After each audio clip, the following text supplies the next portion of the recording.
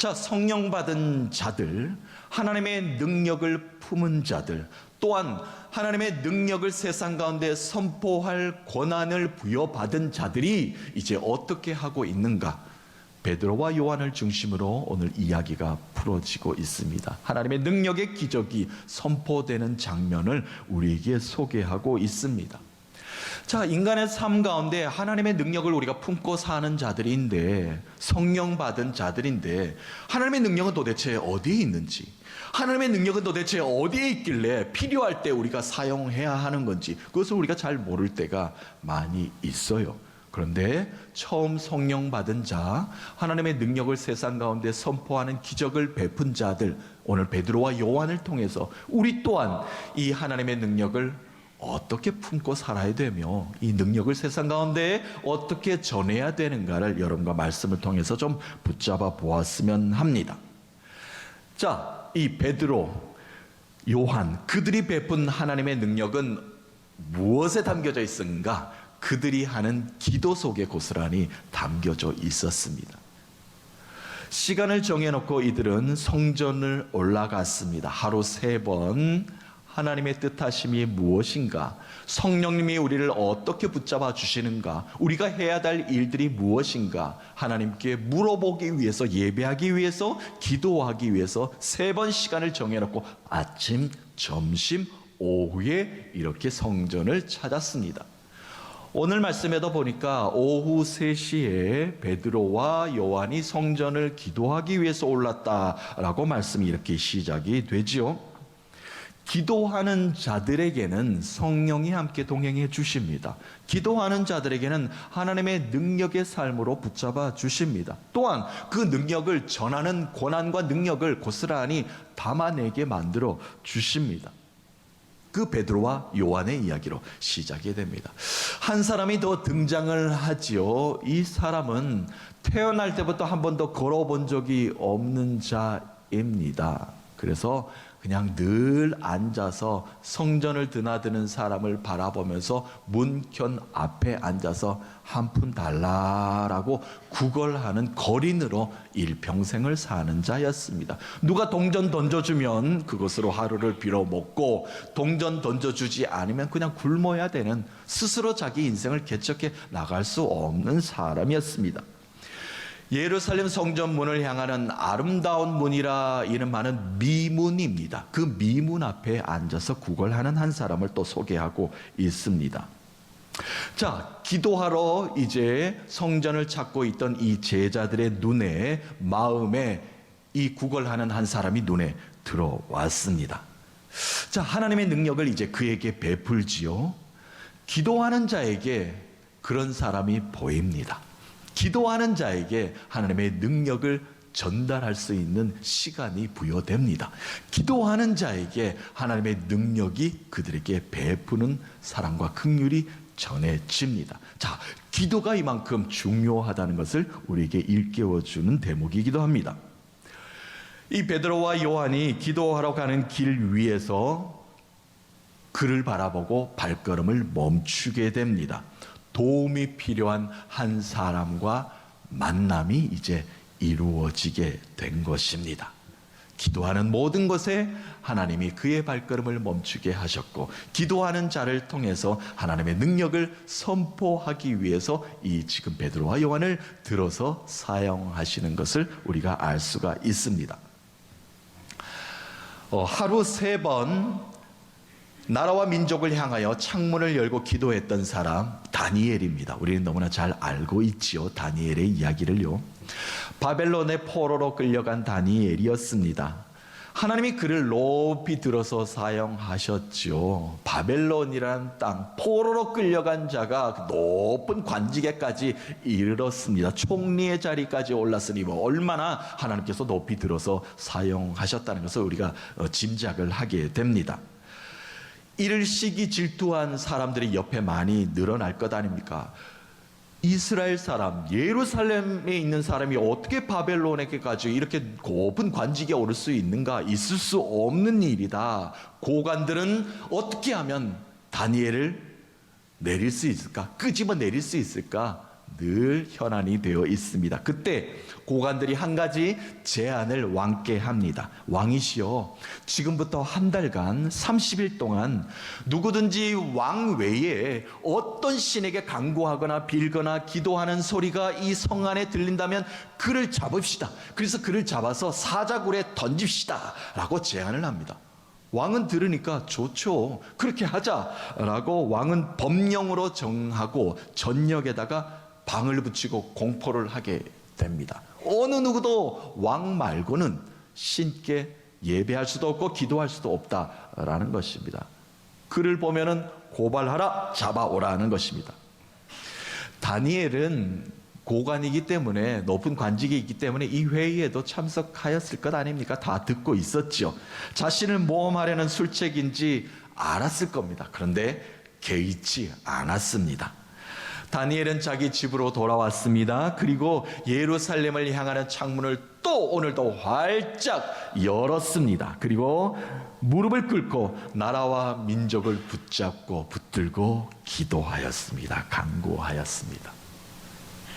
이처럼 창문을 열고 나라와 민족을 붙들고 기도하는 다니엘의 기도 가운데 하나님의 능력이 다니엘에게 임하였습니다. 그리고 하나님의 능력은 기도하는 자에게 부어주셨고, 다니엘 한 사람을 통해서 포로로 끌려간 자들 또한 예루살렘에 있는 많은 사람들에게 새 힘과 용기를 심어 주었습니다.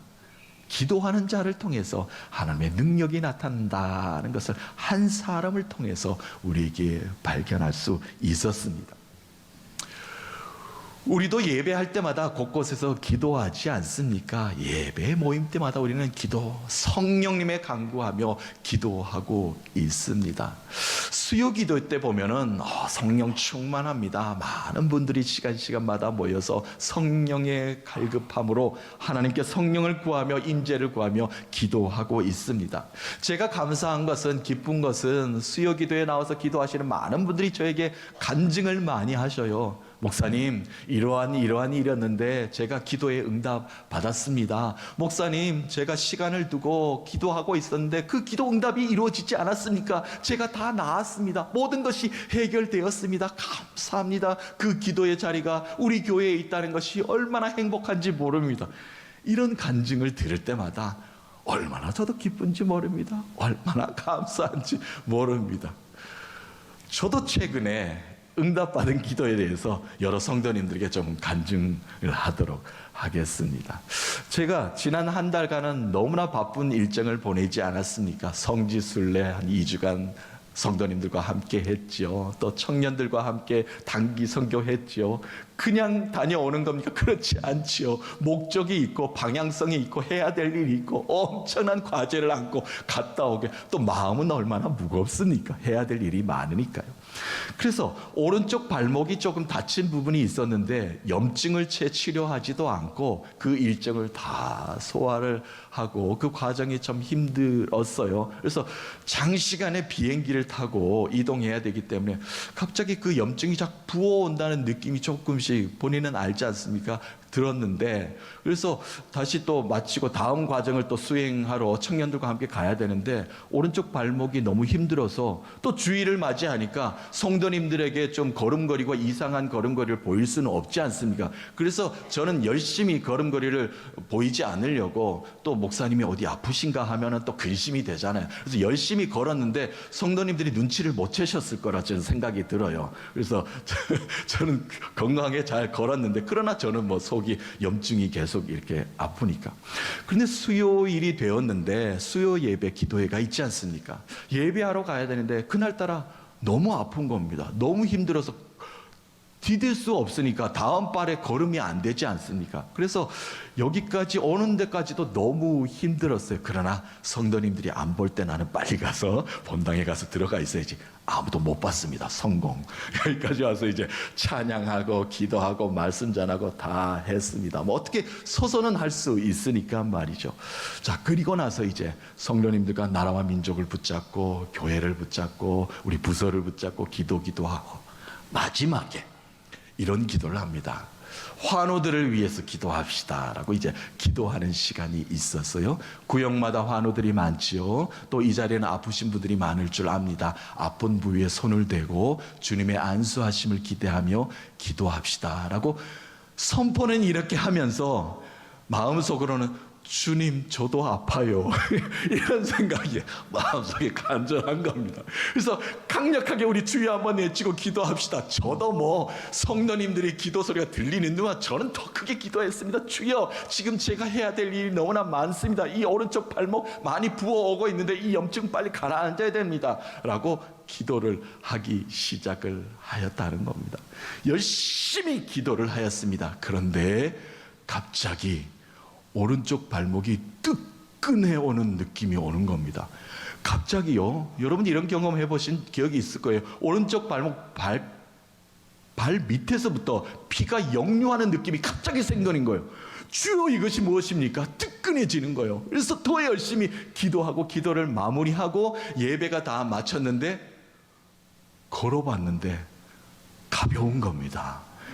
제 사무실이 3층 아닙니까? 계단을 노래하며 기뻐하며 눈물을 흘리며 계단을 그냥 걸어갔습니다. 그 다음 날부터 우리 목사님들이 목사님 어떠십니까? 괜찮아요. 다 나았습니다. 수요 기도에 열심히 하세요. 다 나았습니다. 저는 여러분께 간증할 수 있습니다. 그런데요, 제가 아픈 걸 알고 그 다음날 목요일 금요일쯤에 병원으로 나오라고 우리 병원 과장님께서 우리 박관진 장로님께서 저에게 약속을 한 게 있었어요. 근데 연락이 온 겁니다. 장로님 안 가도 될 것 같습니다. 다 나았습니다. 어찌 그런 일이 있습니까? 기도해서 나았습니까? 그게 최고입니다. 그렇죠? 그런 겁니다. 기도하면 다 된다는 겁니다. 기도로 나았습니다. 여러분들도 기도하면 나을 줄로 믿습니다. 이런 간증이 목사로부터 임해지니 여러분들은 오죽하겠습니까? 기도로 이렇게 응답받는 우리 교회 될 줄로 믿습니다.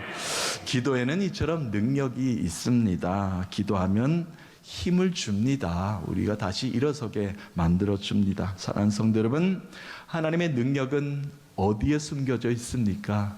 우리 가운데 있습니다. 기도하면 다 나타나게 되어 있습니다. 기도하면 능력이 나타납니다. 기도하면 기적이 일어납니다. 기도하러 가는, 예배로 가는, 교회로 가는 길 가운데 능력이 나타납니다. 그 마음에 이미 하나님의 능력이 담겨져 있기 때문입니다. 그 하나님의 능력을, 기적을 경험하시는 여러분 되시기를 주의 이름으로 축복합니다. 하나님의 능력은 어디에 있는가? 자산 관리에 있습니다. 이게 무슨 얘기인가 싶죠? 좀 제가 말씀을 좀 풀어갈게요. 이 자산 관리라는 것을 여러분들 좀 아실 터인데, 개인이나 기업은 말이죠, 자신들이 소유한 자산의 가치를 이제 극대화하고 재정을 잘 관리하여서 안정적인 미래를 이제 보장받기 위해 자산을 잘 관리하기 위해서 노력을 합니다. 예, 그렇죠. 다 기업은 다 필요한 일입니다. 그러기 위해서는 지금 자신이 보유하고 있는 자산이 무엇인지, 또한 얼마인지를 정확히 알고 있어야 됩니다. 그래야만 잘 관리를 할 수 있을 것이고 더 나은 미래를 보장할 수 있게 되는 것이죠. 그것을 바로 자산 관리를 한다라고 표현을 합니다. 이와 마찬가지입니다. 우리의 믿음의 성도들은 우리가 소유하고 있는 예수 복음이라는 것이 있습니다. 또한 구원의 믿음을, 자산을 우리가 잘 보유하고 있는지, 예수 가치를 잘 활용하고 있는지를 스스로 잘 점검할 수 있어야 합니다. 믿음의 자산이 잘 관리되지 못하면 영적 위기를 맞이할 수밖에 없고요. 그런 영적 위기 가운데 넘어지면 다시 일어서는데 시간이 많이 걸립니다. 다시 일어서는데 너무 어려움을 겪게 됩니다. 우리도 마찬가지라는 겁니다. 영적인 자산이 있습니다. 예수 그리스도입니다. 그것을 우리가 늘 관리하며 우리가 예수 그리스도를 잃어버렸는가, 잊어버렸는가, 어디 빼앗겼는가를 늘 점검하며 살아야 된다는 말이 되겠습니다. 다시 오늘 본문의 말씀으로 또 오면요, 베드로와 요한이 성전 미문에 앉아서 구걸하는 이 거린을 바라봅니다. 그를 주목하였다라고 성경이 기억합니다. 그를 빤히 쳐다보면서 하나님의 능력을 그에게 이제 선포하려고 다가갑니다. 이렇게 베드로가 이야기합니다. 우리를 보라. 귀로 들었죠. 동전 던져주기를 기다렸던 자는 지나가는 사람 얼굴 쳐다보겠습니까? 안 봅니다. 그냥 손만 이렇게 뻗고 있었겠죠. 그런데 무엇을 얻을까 더 강력하게 공고를 하니 걷지 못하는 거리는 베드로를 이제 뚫어져라 쳐다보게 됩니다. 두 사람이 이제 눈이 마주쳤을 것 아닙니까? 그랬더니 베드로가 이런 유명한 말을 남깁니다. 당신이 원하는 은과 금은 우리에게 없다. 돈을 줄 수는 없다. 하지만 우리에게 있는 이것을 주노니 나사렛 예수 그리스도의 이름으로 일어나 걸으라. 베드로와 요한은 그들이 가지고 있는 예수 이름에 가치 있는 자산을 그때 비로소 능력으로 활용하였습니다. 하나님의 능력은 은과 금에 있는 것이 아닙니다. 하나님의 능력은 인간의 가치 기준으로 여기는 돈에 있는 것이 아니었습니다. 예수 이름이 선포되어지는 것에 있다는 것을 증명해 보였습니다. 어느 날 한 부자 청년이 예수님께 제자가 되겠다고 찾아왔습니다. 예수님, 선생님이시여, 선생님의 제자는 부자들이 없습니다. 나처럼 돈 많은 사람 제자 한 명 두면 좋을 것 아닙니까? 나는 많이 배웠습니다. 많은 것을 가지고 있습니다. 제자 한 명쯤에 돈 많은 사람이 있으면 최고 아닙니까? 나를 제자 삼아 주소서. 또한 나는 율법을 잘 알고 있습니다. 십계명도 다 지켰습니다. 그 중에 뒤쪽에 있는 이웃을 사랑하는 거 다 지켜 준행하였나이다. 이 정도 되면 저는 예수님의 제자가 될 자격이 있지 않습니까?